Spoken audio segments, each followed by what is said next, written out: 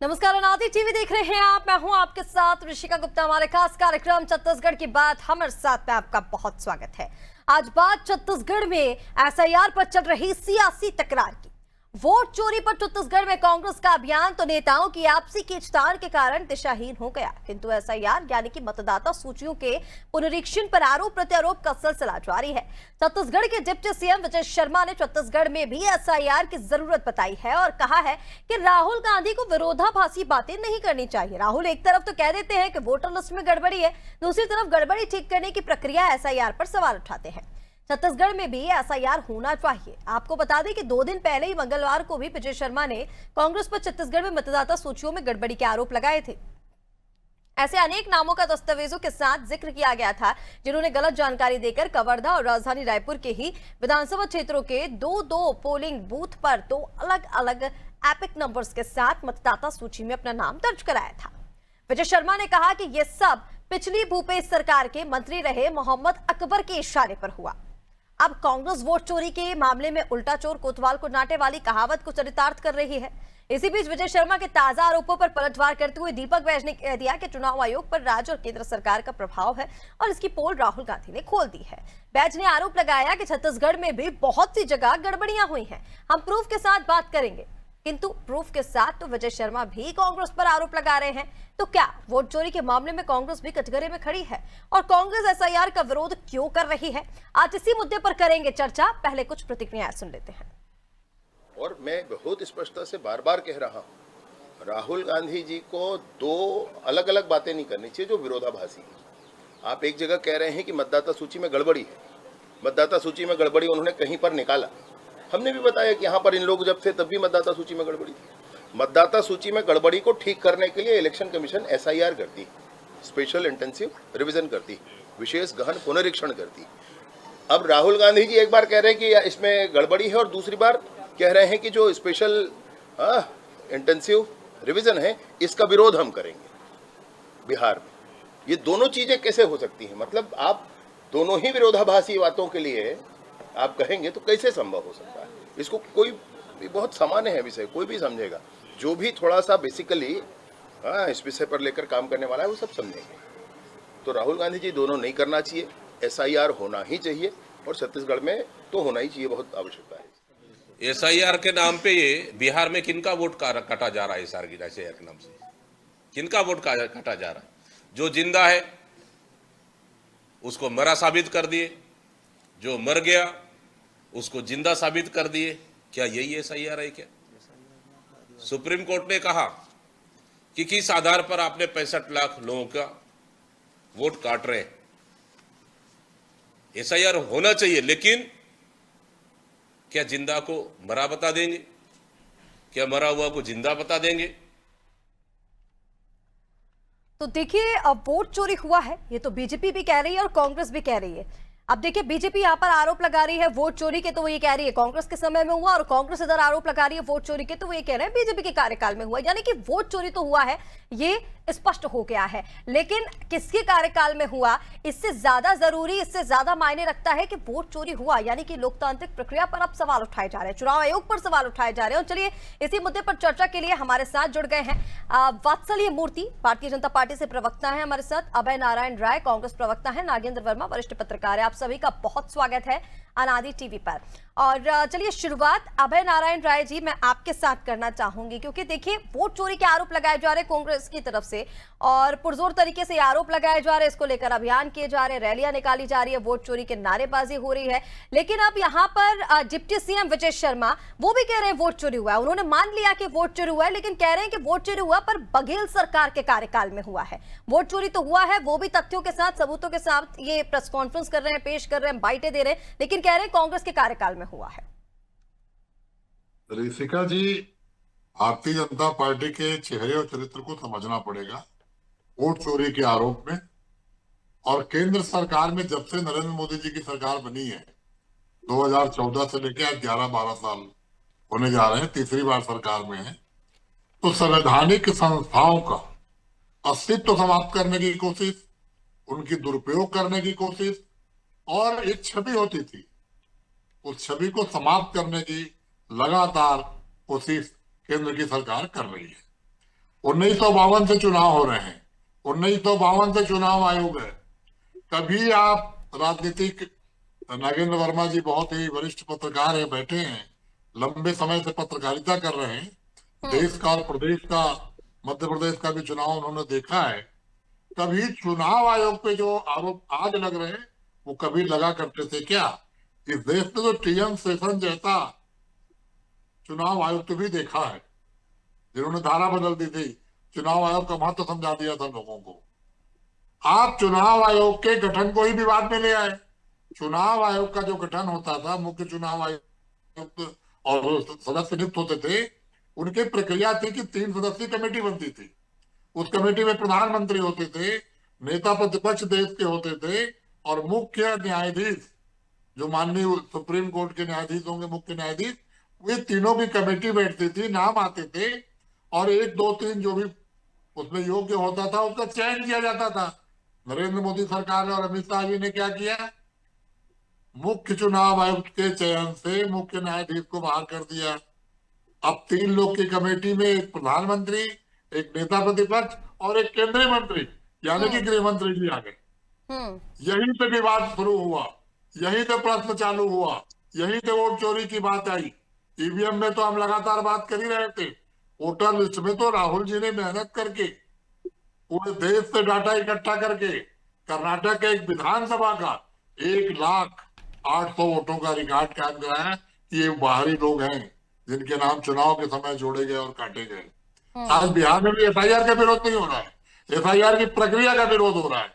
आप इतने डॉक्यूमेंट मांग रहे हैं जो मजदूर मजदूरी करने के लिए। ठीक है, देखिए जो आप बोल रहे हैं कि राहुल गांधी ने पूरे देश का डाटा एकत्रित करके और फिर उसको पेश किया है, फिर उसके आधार पर, यानी कि सबूतों के आधार पर कांग्रेस ये बोल रही है, लेकिन ये सबूत तो बीजेपी भी लेकर आ गई ना सर। बीजेपी भी कई सारे उदाहरण दे रही है, कवर्ता का उदाहरण दे रही है, वो कैरी कैरल का एक व्यक्ति है, रायपुर के 2 सूचियों में उसके नाम है, तो वो भी सबूत के साथ बात कर रहे हैं। सवाल यही है कि जनता फिर आपके आरोपों को क्यों माने? बीजेपी भी तो आरोप लगा रही है ना, तो मतलब आपके आरोप है, बीजेपी के आरोप नहीं है। राहुल जी की सबूत के लिए एफिडेविट, कितने बीजेपी के नेताओं ने एफिडेविट दिया? कहाँ सबूत है? केवल आरोप लगा देना है।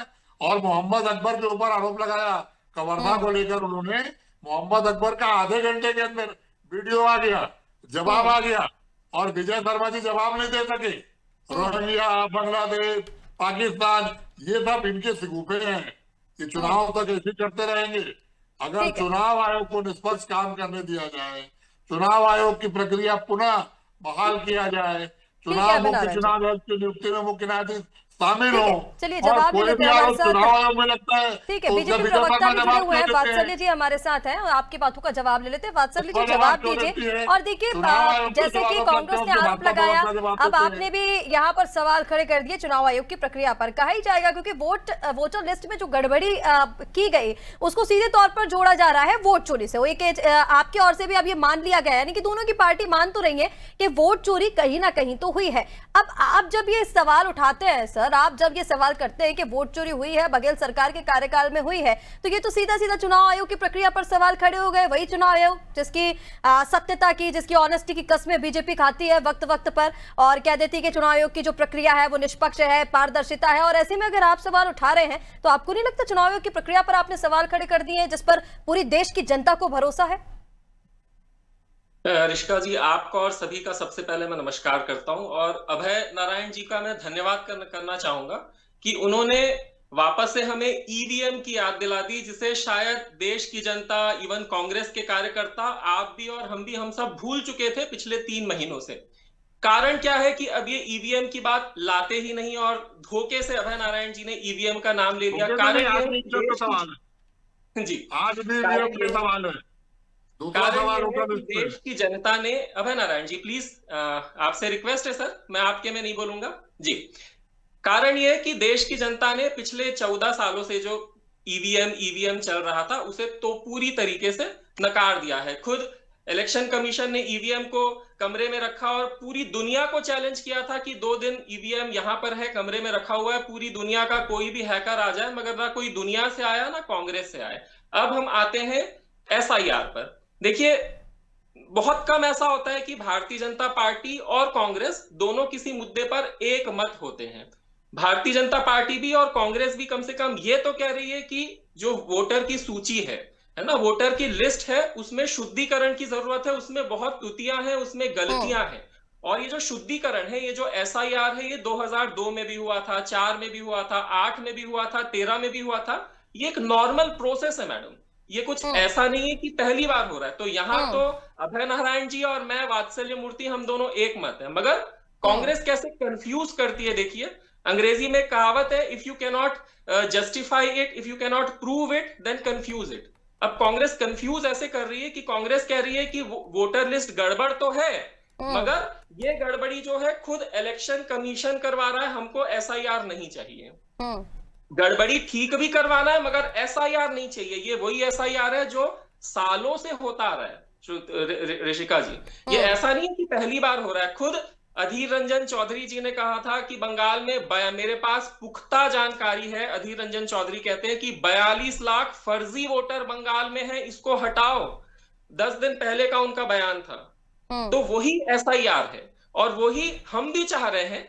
देखिए, मैं इलेक्शन कमीशन का कोई प्रवक्ता नहीं हूं, मैं सिर्फ भारतीय जनता पार्टी की बात करूंगा और यही चीज तो हम भी चाह रहे हैं। यही चीज माननीय गृह मंत्री विजय शर्मा जी ने कही कि भाई ये फर्जी वोटर है, इनको लेकिन यहाँ तो मजबूरी हो गई ना इलेक्शन कमीशन की। अब वो तो कह रहे हैं कि एफिडेविट माने गए, राहुल गांधी ने एफिडेविट दिए हैं, लेकिन आपसे शपथ पत्र नहीं मांगे जा रहे। अब चुनाव आयोग की यहाँ तो मजबूरी हो गई, ना तो वो अनुराग ठाकुर से मांग पा रहे हैं, ना यहाँ विजय शर्मा से मांग पा रहे हैं। शपथ पत्र दे दीजिए फिर। जी, मैं इसका जवाब देता हूँ। एफिडेविट कोई भारतीय जनता पार्टी नहीं मांग रही है।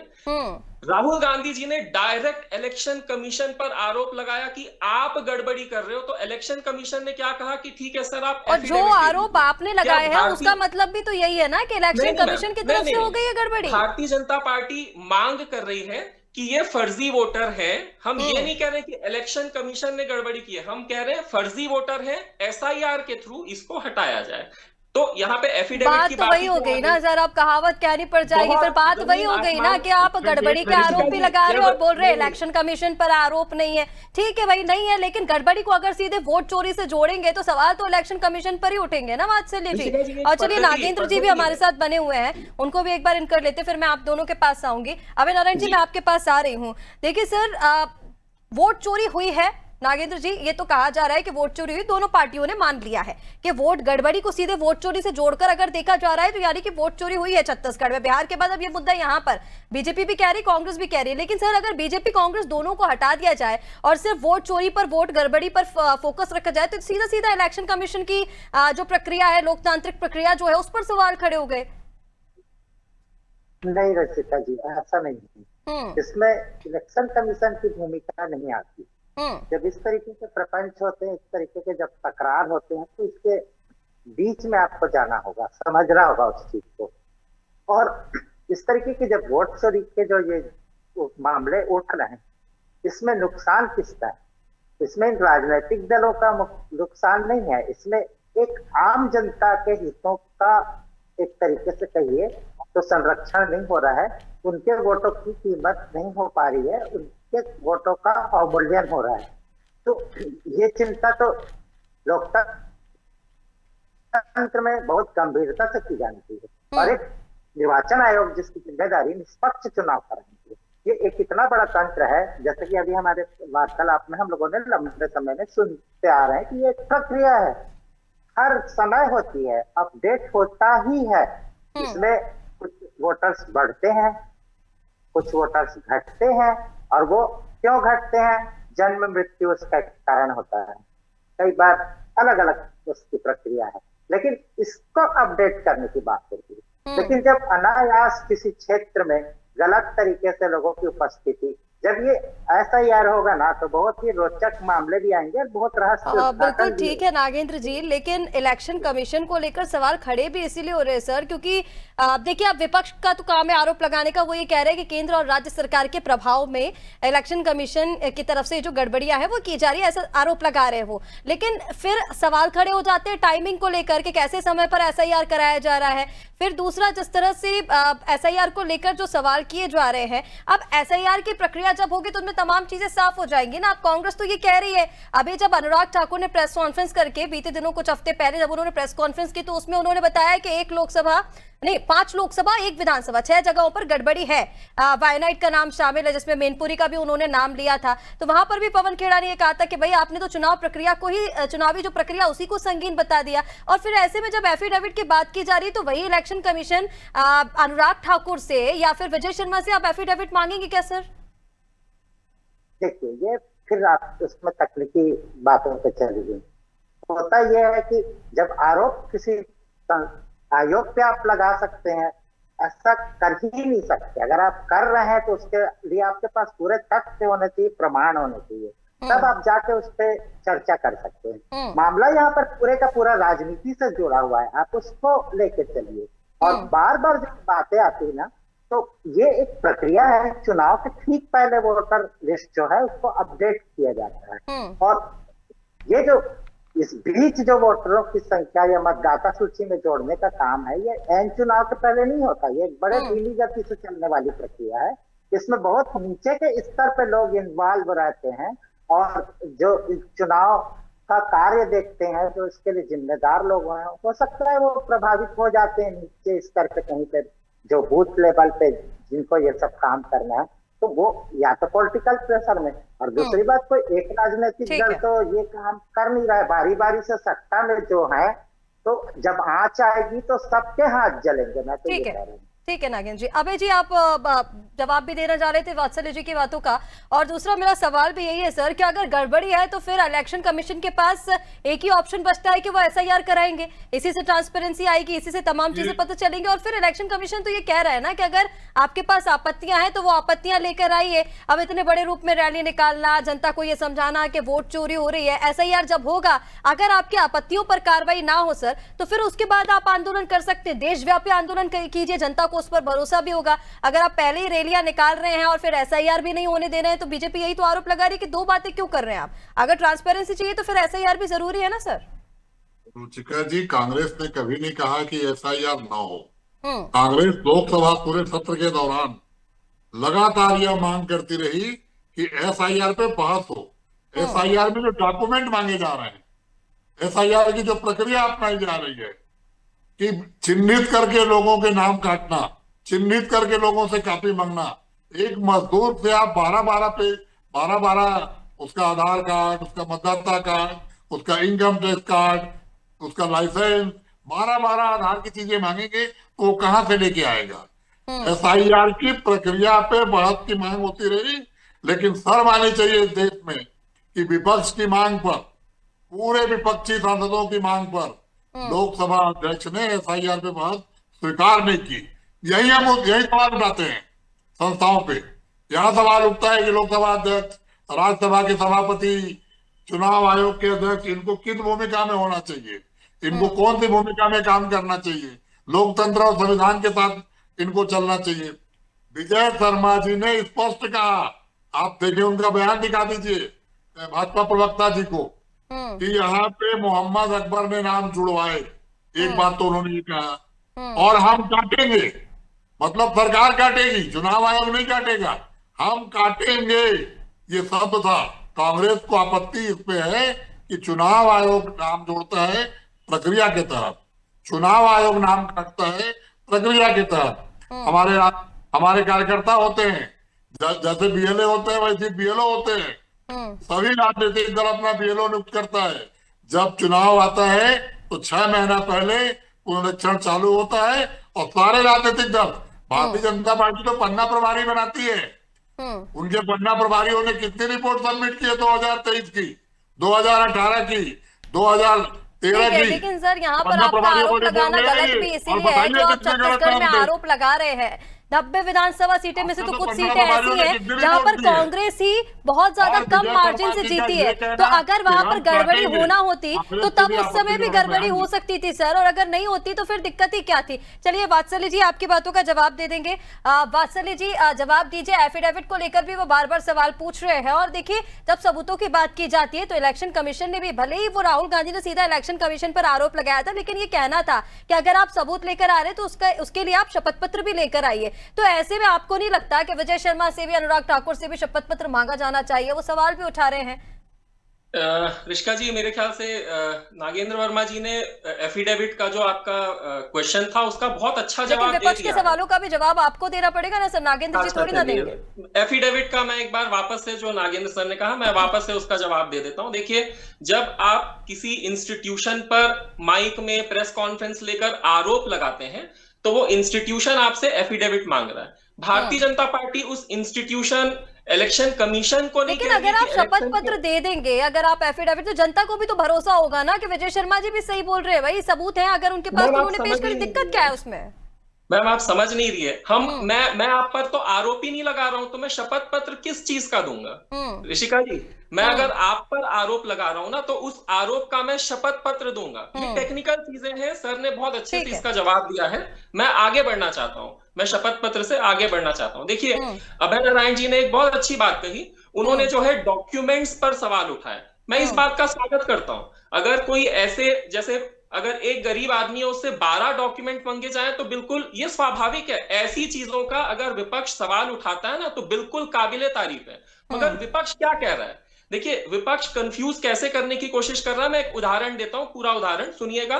पूरा छत्तीसगढ़ ने वीडियो देखा है टीएस बाबा साहब का, जहां पर वो कह रहे हैं कि मैं अपनी कॉन्स्टिट्यूएंसी में हारा हूं, तो इसलिए हारा हूं कि मैंने जो प्रॉमिस किया था वो मैं पूरा नहीं कर पाया, और कांग्रेस भी इसीलिए हारी है कि कांग्रेस ने जो प्रॉमिस किया था वो पूरा नहीं कर पाई। उसी के अगेंस्ट, सर एक minute, Abhay Narayan ji please sir, please sir, उसी के अगेंस्ट अपन एफआईआर पे बात करें। उसी के अगेंस्ट ठीक है, भूपेश बघेल जी जो है टीएस बाबा साहब को ऐसे देखकर, आंखों में आंखें डाल के देखकर क्या बोलते हैं? अब राहुल गांधी जी ने कह दिया है, अब कोई भी ये नहीं बोलेगा कि कांग्रेस क्यों हारी है अपनी नाकामी के बारे। सारी चीजों का ठीकरा फोड़ना किस पर है? ईवीएम पर नहीं, एसआईआर पर, इलेक्शन कमीशन पर। तो यहीं से तो साबित हो जाता है ना मैडम कि जो इलेक्शन कमीशन पर जो भी आरोप लग रहे हैं, भारतीय जनता या जो भी इस पूरे सिस्टम पर इतने आरोप लगा रहे हैं, ये एक्चुअल में छलावा है। आप जीत नहीं पा रहे हैं तो फिर आप किस पर ठीकरा फोड़ेंगे?